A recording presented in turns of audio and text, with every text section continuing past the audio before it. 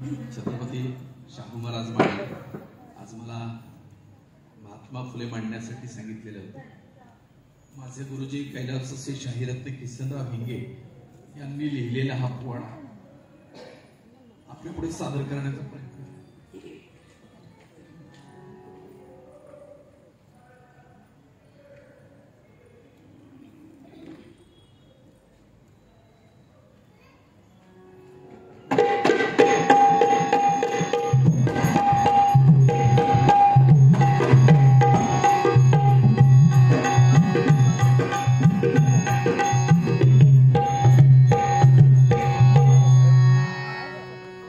वंदनीया भारत भूमीला, वंदनीया भारत भूमीला,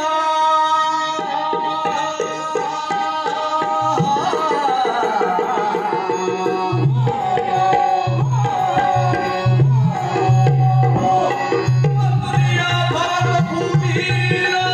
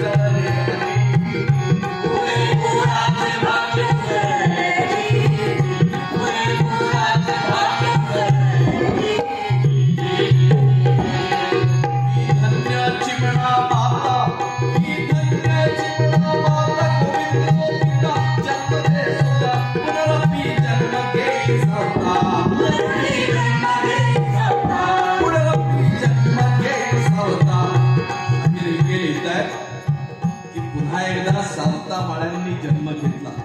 संत सावतामाळी एक वेगळा विचार घेऊन पुन्हा एकदा जन्माला आले. पुनरपी जन्म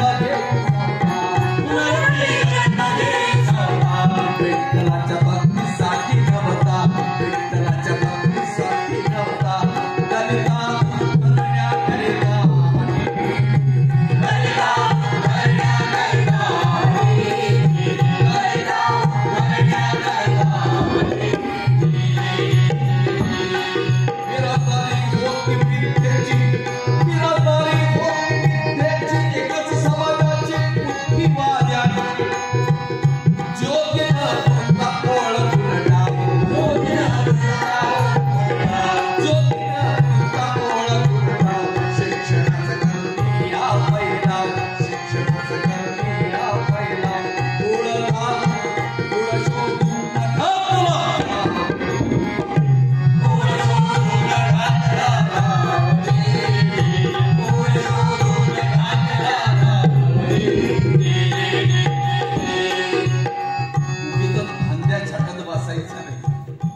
मुळाला घाव घालण्याचं काम श्रद्धेने ज्योतिबांनी केलं.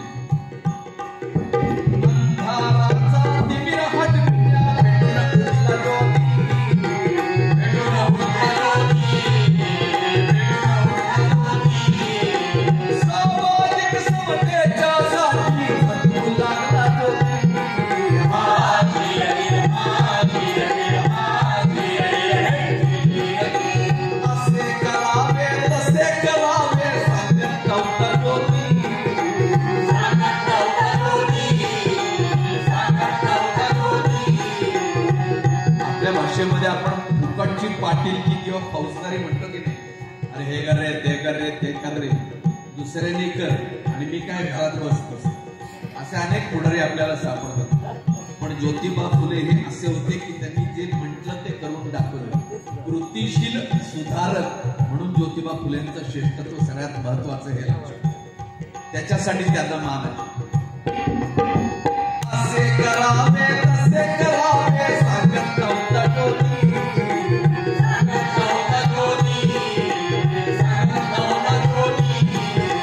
स्वभाव चंदनापरी जिजू लागला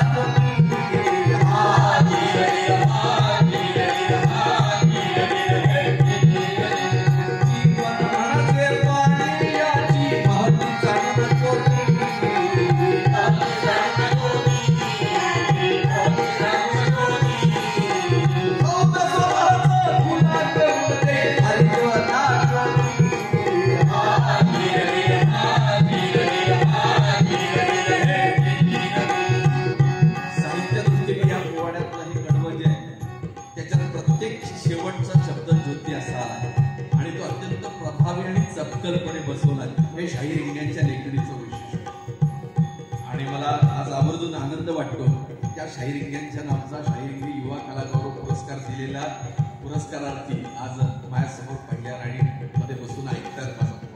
त्यामुळे त्याचा आनंद आहे. आमचे डॉक्टर आझादजींना आणि आझाद नायकवडेंना आणि हा पुरस्कार पुण्यामध्ये दिलेला आहे.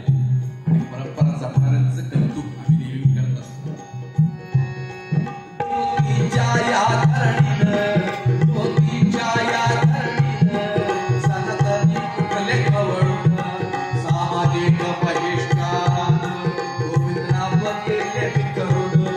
सामाजिक बहिष्कार टाकला गेला.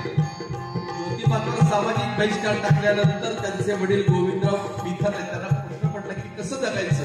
त्या काळातलं किती कर्मठपणा, आजही आमच्याकडे पुण्यामध्ये कर्मठपणाला काही कमतरता नाही, पण त्या काळात अत्यंत कर्मठ वृत्ती अशी सगळी लोक असताना काय करायचं. सामाजिक बहिष्कारानं गोविंदराव गेले करून, ज्योतीच्या अशा वागण्यानं काळीमा लागली सरून, ज्योतीला घेतलं कोल्हापूर पर्याय म्हणला बापानं, तुला माझ्या घरात राहून फालतूपणा द्यावा सोडून. एक तर माझ्या घरात राहायचं असेल तर नीट राहा, नाही हे असला जो फालतूपणा आहे त्यांच्या दृष्टीने तो फालतूपणा होता, तो करू नको. हे काय ते तुझं काम नाही. तुला माझ्या घरात राहून फालतूपणा द्यावा सोडून, वडिलांचे शब्द ऐकून काय जबाबदारी, एक वेळ तुम्हा सोडीन. वडिलांना सांगताय एक वेळ तुम्हा सोडीन, घरदार सारे त्यागीन, पण कार्य चालू ठेवीन, ध्येय मार्ग पुढे सोडीन, दिले पण दिले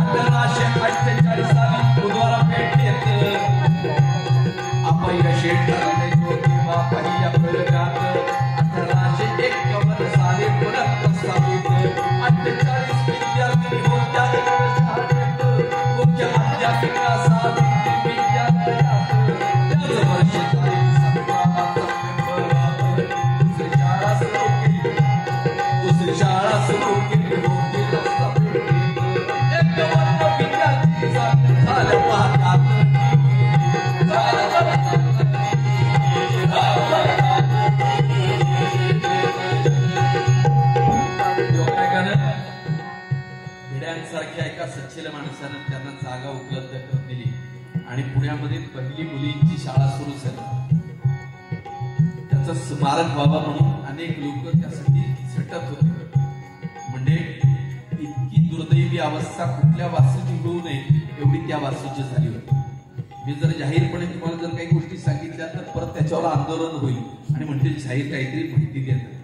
म्हणजे जे सांगू नये अशा गोष्टी देखील त्या जागेमध्ये चालत होत्या आणि हे मी प्रत्यक्ष डोळ्यानं पाहिलेलं आहे. त्यामुळे आम्हाला असं वाटत होतं की अरे इथे जर सावित्रीबाईंचं स्मारक नाही झालं तर कुठे होणार. त्यामुळे आमची तळतळ होती. पण एक मात्र पुण्याचं वैशिष्ट्य हे आहे की पुणे विद्यापीठानं सावित्रीबाईंचा योग्य सन्मान करून पुणे विद्यापीठाला सावित्रीबाई फुले पुणे विद्यापीठ असं नाव दिलं. हे खरंच खरंच कौतुकाचं की ज्या ठिकाणी पुण्यामध्ये पहिली शाळा आपली सुरू झाली अशा ठिकाणी हे काम सुरू झालं. सावित्री देत असे धडे टारगट मारी असे धडे निमुटपणे जात असे पुढे एकीने शेणाचे सडे सरस्वतीला पडले डोळे सावित्रीच्या पाहून छळकडे पाहून छळकडे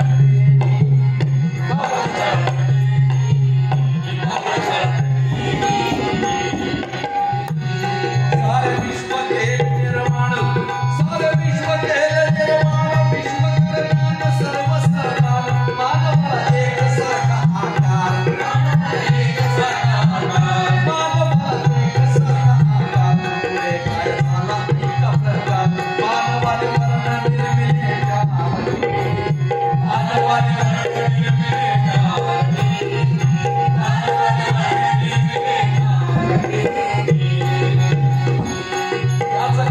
पूर्ण अभ्यास सगळ्या चातुर्वर्ण्याच्या जी उतरंड होती त्याचा अभ्यास केला जातो. याचा करून पूर्ण अभ्यास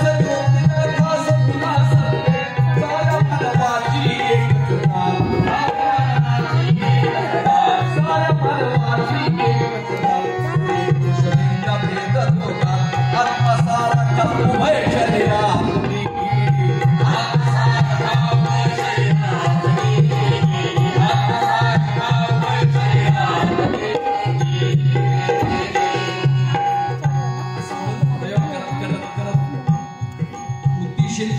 सुरुवातीला सांगितलं ज्योतिबाचं वैशिष्ट्य आहे की त्यांनी कृतीशील काम केलं. बालविवाह खुल्या बालविवाह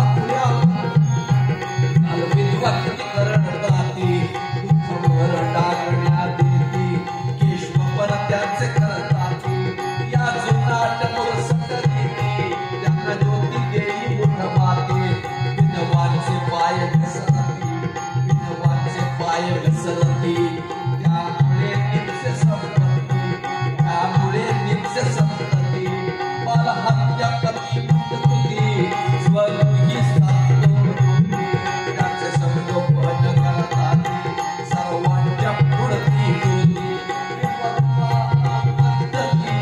पुढाकार घेई उभयता सावित्री सावित्री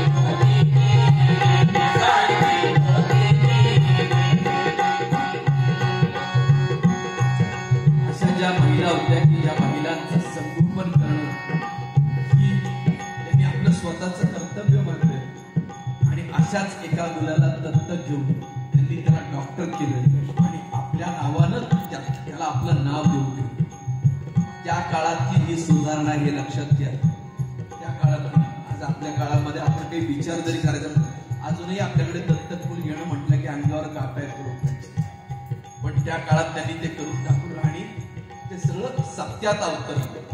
पुढे सगळं ते चालू ठेवलं. नाही तर काही लोक दिखाव्यासाठी 100 मुलं दत्तक घेतात, पण नंतर 100 दिवसांनी ती 100 मुलं कुठं असतात ते देखील कळत नाही.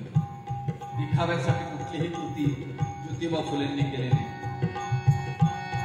ज्योतीने लावली ज्योत, ज्योतीने लावली ज्योत, शिक्षणाचा बोध घेऊन हातात तोच मी विद्या घरोघरी, तोच मी विद्या घरोघरी, शाळेत पोरं आणि पोरे म्हणून पाडली गिरफ्तारी,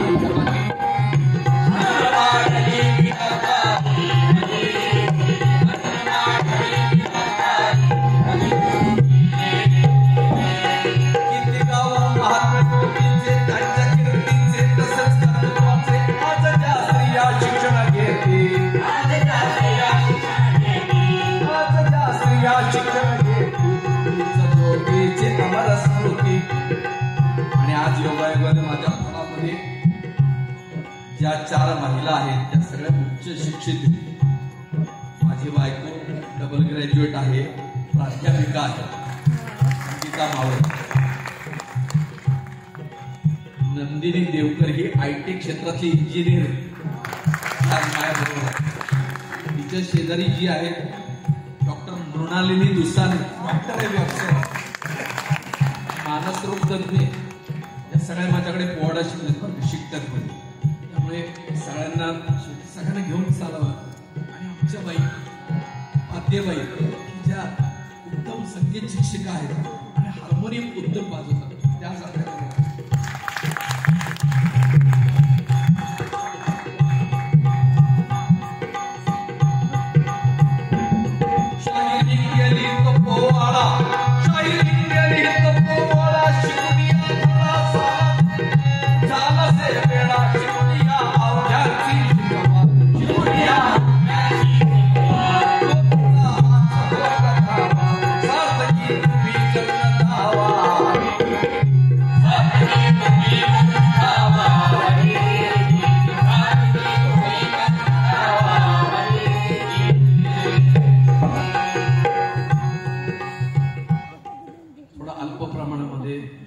चरित्र मांडण्याचा प्रयत्न केला. शाहीर किसनराव हिंगे यांनी लिहिलेली ही सगळी रचना आहे. एक काव्य थोडंसं वेगळं आज मुद्दाम सादर करतो की ते